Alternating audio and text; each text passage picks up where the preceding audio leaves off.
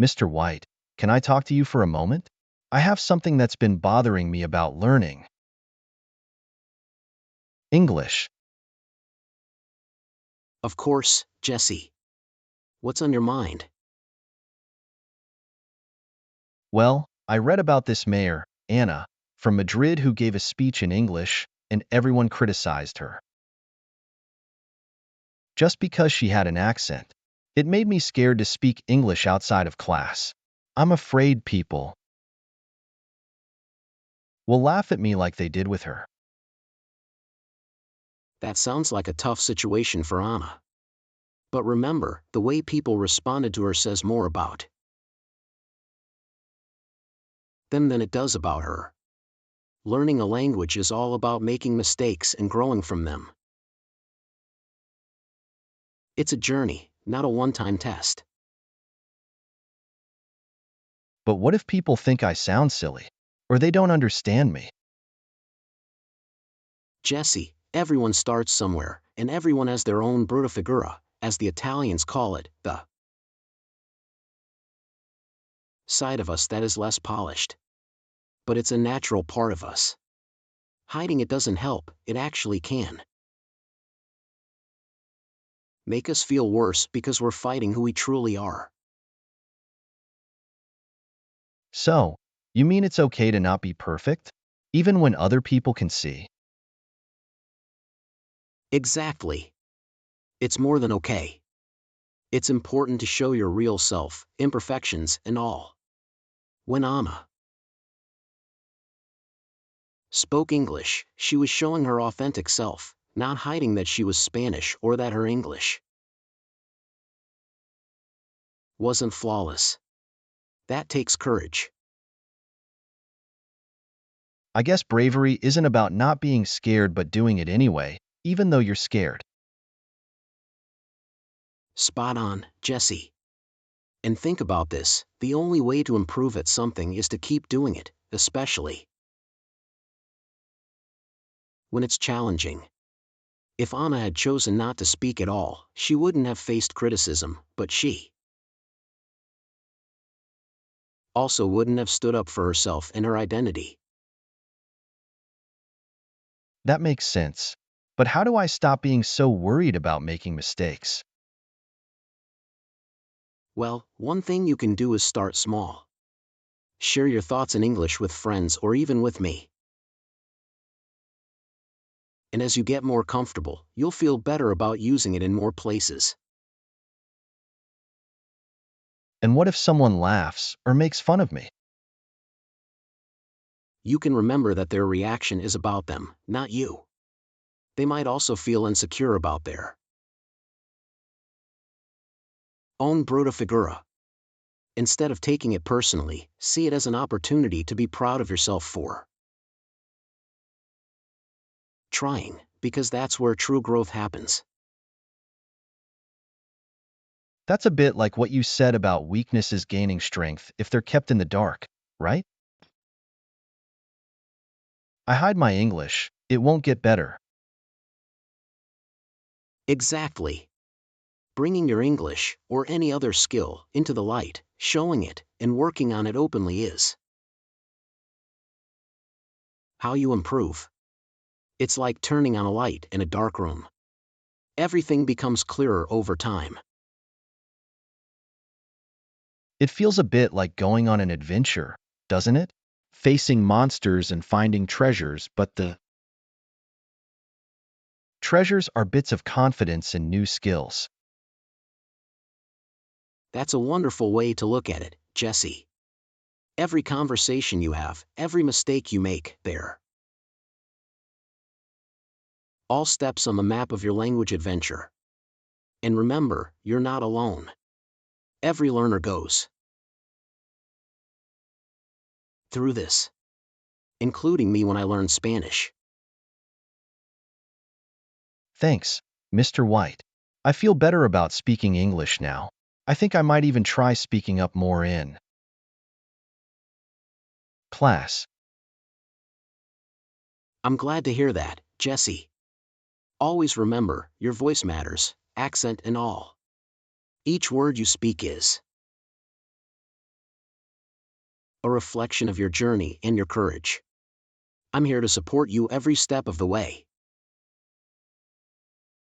Thanks. I'll remember that. Maybe next time, I can be the one helping someone else who's nervous about speaking. That would be wonderful, Jesse. Sharing your journey can inspire others to embrace their own learning paths, just as you are doing now. Let's keep encouraging each other and celebrating our attempts, not just our successes. Mr. White, I'm having a really hard time with my English presentation. I get so nervous. What exactly makes you nervous, Jesse? It's just that, when I think about standing in front of the class, my mind goes blank and I feel like I can't speak properly. That sounds like a common case of stage fright. It happens to many people, not just students. Did you know that practicing in front of a mirror or with friends can help you feel more confident? Really? Will that make a difference? Absolutely. It's about building your comfort level one step at a time. Also, knowing your material well can make you feel more secure. I've heard about techniques to manage nervousness. Do you think they work? Yes, there are many techniques like deep breathing, focusing on positive thoughts, and even visualizing a successful presentation. These can significantly reduce your anxiety. I'm afraid I'll forget what to say. It's a good idea to have note cards with key points you want to cover. They can serve as a helpful reminder if you lose your train of thought during the presentation. What if I make a mistake? Everyone makes mistakes, Jesse. If you slip up, just take a deep breath, find your place, and continue. Most of the time, your audience won't even notice the small mistakes. What about the audience? What if they look bored or start talking? Try to engage them with questions or encourage them to think about the material. Making eye contact can also help you connect with them, making it more interactive and interesting. Is it okay to use humor in my presentation? If it fits the topic and you're comfortable with it, yes. Humor can be a great way to engage your audience. Just make sure it's appropriate and consider your audience's sensitivities. How long should I practice before the actual presentation? Try to practice several times. Start by yourself, then present in front of a few friends or family members, and ask for their feedback. And what should I do right before I start? Right before you start, take a few deep breaths, remind yourself that you are well prepared, and try to relax. Believe in yourself, Jesse. You know this material and you have practiced. You're ready for this. Thanks, Mr. White. I feel a bit better about it now. I guess it's all about preparing well and practicing. Exactly. Preparation and practice are key. And remember, every speaker has been where you are now. Each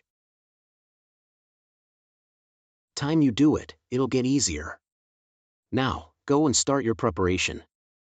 You're going to do just fine. I'll give it my best shot.